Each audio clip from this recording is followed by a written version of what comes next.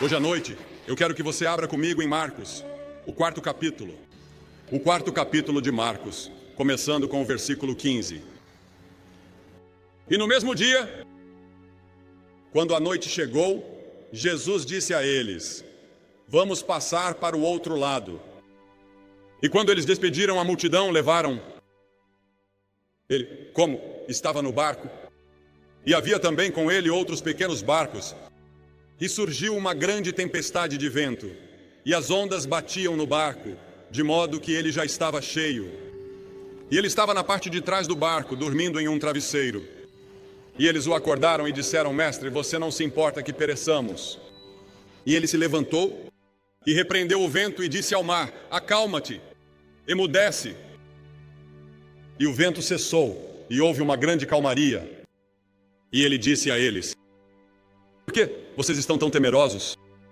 É que vocês não têm fé. E eles temeram muito e disseram uns aos outros: que tipo de homem é este, que até o vento e o mar o obedecem? E eles chegaram ao outro lado do mar, na terra dos Gadarenos. E quando ele saiu do barco, imediatamente, lá encontrou-se com ele, saindo dos túmulos, um homem com um espírito imundo, que morava entre os túmulos, e ninguém podia prendê-lo. Não, nem mesmo concorrentes.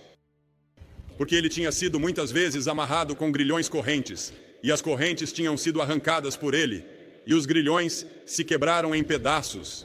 Nenhum homem podia dominá-lo. E sempre, noite e dia, ele estava nos montes e nos túmulos, gritando e se cortando com pedras. E quando ele viu Jesus de longe, correu, e o adorou, caiu diante dele, e gritou em alta voz: o que tenho eu contigo, Jesus, Filho do Altíssimo? Eu te juro, por Deus não me atormentes. Pois ele disse a ele: sai do homem, espírito imundo. Havia um espírito imundo neste homem, um demônio. E Jesus perguntou ao demônio: qual é o seu nome? E o demônio respondeu: meu nome é Legião, pois somos muitos. E eu quero te contar o resto da história. Porque a Bíblia ensina que existe tal coisa como o diabo. E a Bíblia ensina que existem tais coisas como demônios. E esses demônios têm um poder tremendo e uma influência enorme. E eles estão agindo em nosso mundo hoje. E estão agindo na Filadélfia hoje. Aqui estão os discípulos em uma tempestade no mar. E não há nada mais triste do que um naufrágio.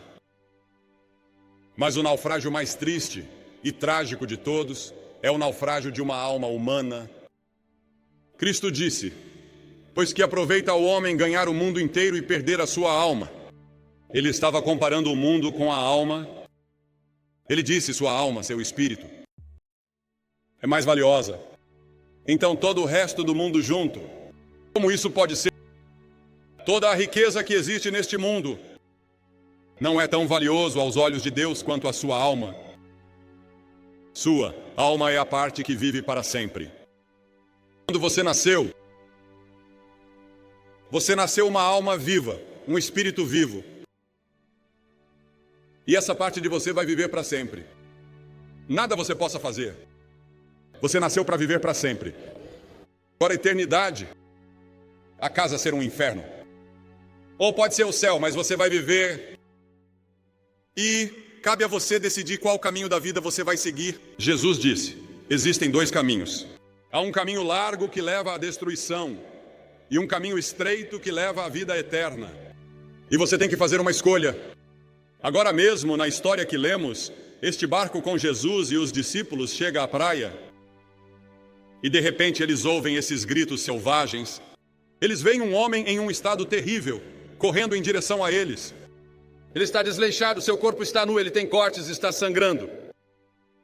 Fragmentos de correntes em suas mãos e pés, um remanescente selvagem e miserável de um homem. Provavelmente veio de uma boa família. Talvez um homem de inteligência superior em todos os aspectos. Ele começa a agir de forma estranha. Ele piora e eventualmente deixa a casa. Ele estava possuído por um espírito impuro. Agora, a Bíblia ensina que existem demônios que podem possuir uma pessoa. E ele estava vivendo entre os mortos. Este homem estava possuído por um espírito impuro. E ele vivia entre outras pessoas com espíritos impuros. Ele estava sem vida. E na miséria e na desgraça, o diabo mesmo paga seu preço. Sim, o diabo paga.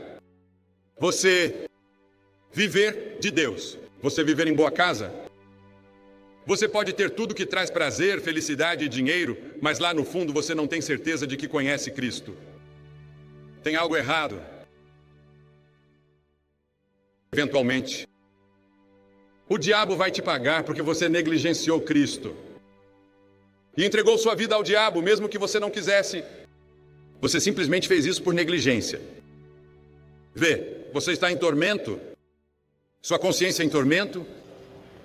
Sua consciência age como sal na ferida ou como um chicote nas suas costas rebeldes.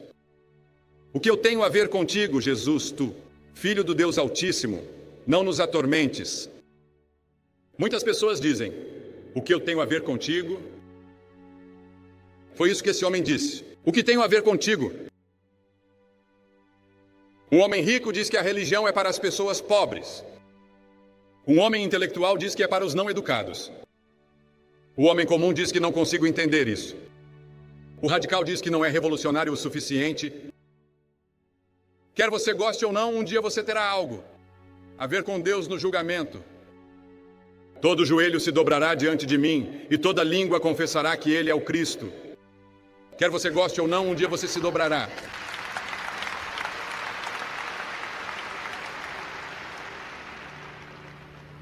Quando fui levado a algumas dessas áreas na região da Filadélfia, de pessoas em desvantagem,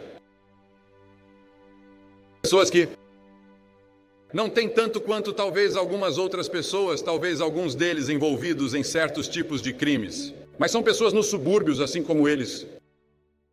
Eles vivem em casas melhores, dirigem um carro, mas seus corações e suas almas estão em tormento devido à sua própria consciência. Mas Jesus transita entre os dois grupos. Ele circulava entre os ricos, circulava entre pobres, e ele não tinha medo. Sempre terno, sempre amoroso. E ele perguntou a esse homem. Ele disse, qual é o seu nome? E o demônio respondeu, meu nome é simplesmente Legião, porque somos muitos que ocupam a vida e o coração deste homem. E há muitos demônios hoje. O demônio da perversão sexual. O demônio da mentira. O demônio da raiva, os demônios das drogas. O demônio da bebida forte. O demônio do sexo, isso está fora de controle. Esquecer isso, fugir, está em todo lugar. Você olha em uma banca de revistas e vê sexo. Em cada esquina. Você liga a televisão, tem sexo. Você vai ao cinema, tem sexo e profanidade. E se você quer ver um bom filme, às vezes você tem que assistir a meia dúzia desse tipo de filme para ver um bom. E hoje em dia isso é difícil de encontrar, até mesmo um bom. Porque parece que todos eles estão transbordando de esses pecados que a Bíblia ensina vêm do diabo. Maria Madalena tinha 7 demônios. E este homem estava cheio de espíritos malignos. E alguns de vocês são assim aqui esta noite. Você cede à tentação e fica mais fácil ceder da próxima vez. Você se torna um escravo da luxúria e da paixão e da sua própria natureza maligna. Jesus diz a este homem, com uma voz de autoridade, Jesus disse, saia do homem. A mesma voz que ele usou para acalmar a tempestade no mar. Ele diz, saia do homem. E imediatamente, uma mudança aconteceu naquele homem. Os músculos relaxaram. As pedras caíram de suas mãos. O olhar selvagem em seu rosto se foi, um olhar de razão apareceu. A humanidade foi restaurada. Um discípulo se inclinou e limpou o sangue do seu rosto. Outro veio e colocou algumas roupas nele. E havia 3 orações que foram feitas nesta história.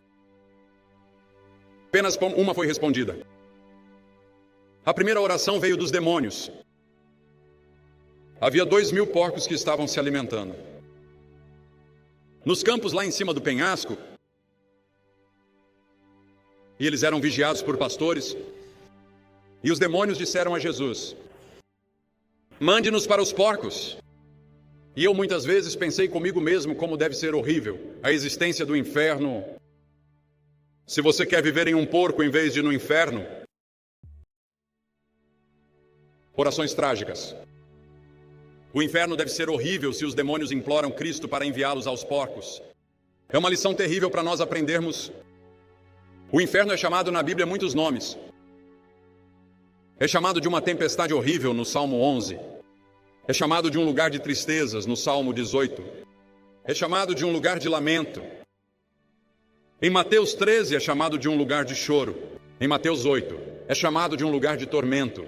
Em Lucas 16 é chamado de um lugar de trevas exteriores. Em Mateus 8, em Apocalipse 20 e 15 é chamado de lago de fogo.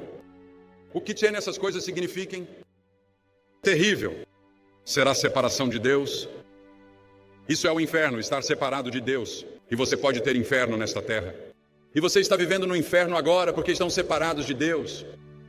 O problema com você não é sua esposa, não é seu marido, não é da sua conta, não são filhos. É a separação de Deus. Deus ama você. Ele está lá para te ajudar todos os dias. Ele morreu na cruz por você porque Ele te amava.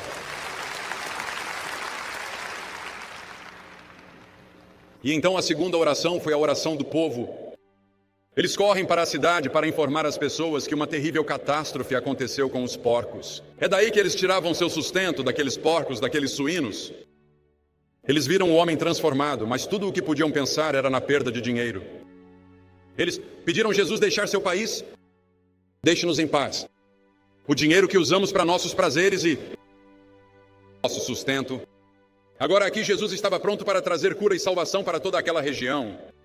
Mas eles estavam mais interessados em dinheiro e coisas materiais do que em Jesus. Isso é verdade hoje. Há muitas pessoas que não querem Cristo. Eles têm medo que se Ele entrar em suas vidas será uma revolução. Eu conheço muitos membros da igreja hoje que estão confortáveis com sua situação. Vão à igreja. Eles vivem da maneira que querem. Eles não querem ser incomodados. Eles não querem que o pregador fale sobre o pecado. Eles não querem que ele mencione o inferno. Eles não querem que ele fale sobre o sangue derramado na cruz. Eles não querem ser incomodados.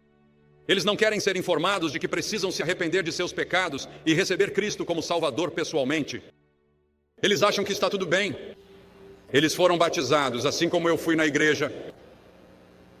Eles foram confirmados, assim como eu fui na igreja. Eles dizem é suficiente. E eu vou à igreja de vez em quando. Creio em Deus, acredito em Cristo. Sim, você tem uma crença. Jesus disse, você acredita em mim? Você me serve com a sua boca, mas seu coração está longe de mim. Jesus vive no seu coração. Você sabe que Ele está lá. Você tem certeza que Ele está lá? Porque veja, se você não tem certeza, você deve ter certeza esta noite antes de sair daqui. Agora é o tempo aceito para a salvação. Hoje é o dia da salvação. Aquelas pessoas que não querem Cristo são como o homem afogando, jogando fora colete salva-vidas. Eles são como o homem envenenado, jogando fora o antídoto. Eles são como um homem ferido, abrindo suas feridas. Eles são como um homem perdido, tremendo na escuridão, à beira do inferno, recusando Cristo. Você tem medo de que terá que abrir mão de algo. Então você pediu para Jesus ir embora? Você tem medo que Ele possa olhar em algum segredo da sua vida? O versículo mais terrível de toda a Bíblia está em Salmo 106:15. E Ele atendeu ao pedido deles, mas enviou magreza à alma deles. Deus está respondendo a sua oração, está enviando seus pedidos por um emprego, uma casa decente, um lugar decente para viver. Mas sua alma está magra em relação a Deus, e você está separado dele, e você precisa ir até ele. É para isso que a cruz serve. É por isso que ele morreu, e aqueles dois braços da cruz deveria unir vocês. E ele estende uma mão e você estende a outra e agarra a mão dele. E ele vai te segurar. Você não precisa se preocupar em segurá-lo, ele é quem vai te segurar. Então, as Escrituras dizem que Efraim se uniu aos seus ídolos. Deixe-o em paz. E 3 vezes no livro de Romanos, diz que Deus os entregou. Veja, Deus pode te entregar Porque você não pode vir a Cristo a menos que o Espírito Santo te convença, te atraia, te fale e te dê uma oportunidade como esta. É melhor você vir enquanto pode. Se houver a menor perturbação no seu coração, ou a menor indicação de que você precisa de Cristo, é melhor você vir esta noite. Pode não haver outra noite como esta para você. Que coisa terrível seria Deus parar de falar com você e Deus parar de te perturbar. Graças a Deus que Ele te perturba. Graças a Deus que Ele usa a sua consciência. Graças a Deus Ele usa a sua cabeça. Deus continuará a te amar. E nunca é tarde demais. Meu pai tinha a estranha ideia, quando era jovem, de que havia cometido o pecado imperdoável. E ele carregou isso com ele por anos. Ele pensou que era tarde demais. Mas um dia, Cristo entrou em seu coração e o mudou. Aos 50, quando estava na casa dos 50 anos, e o fez uma nova pessoa. E eu nunca vou esquecer a mudança que isso fez em nosso lar. E então a última oração foi o pedido do homem curado. Ele quer seguir a Cristo, e ficar com Cristo e viver com Cristo. E Jesus disse: não.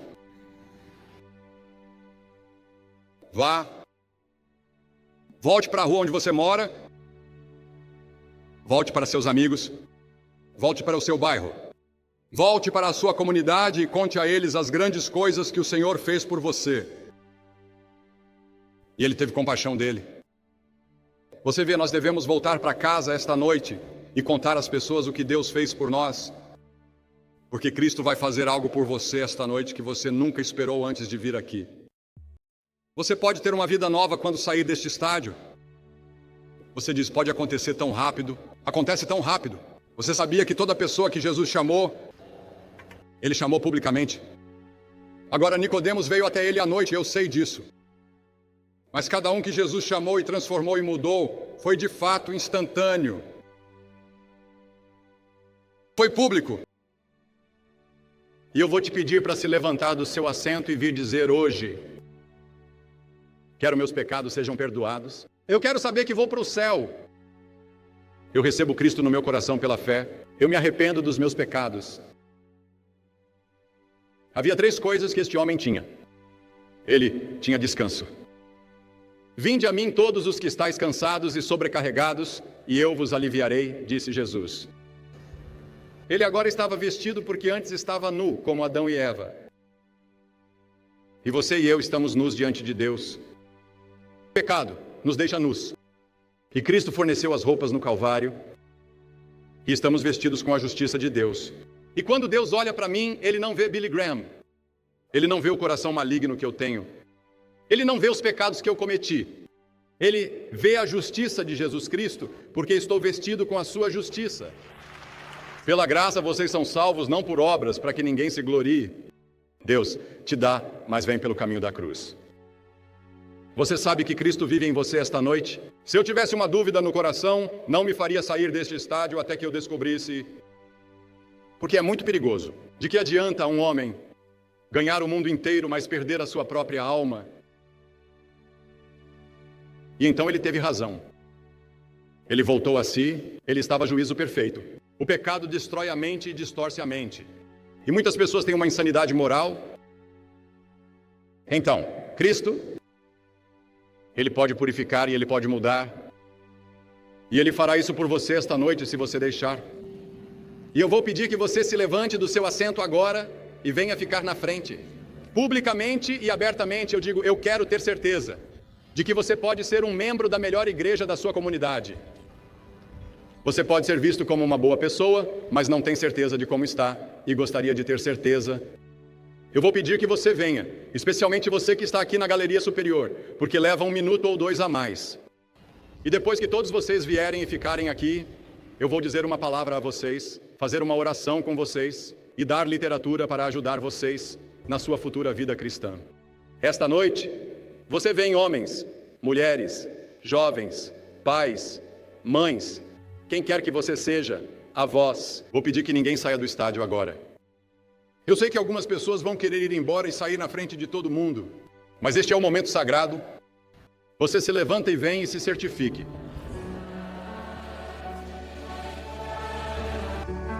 Assim como centenas aqui responderam ao convite para fazer um compromisso público com Jesus Cristo, você também pode, onde quer que esteja.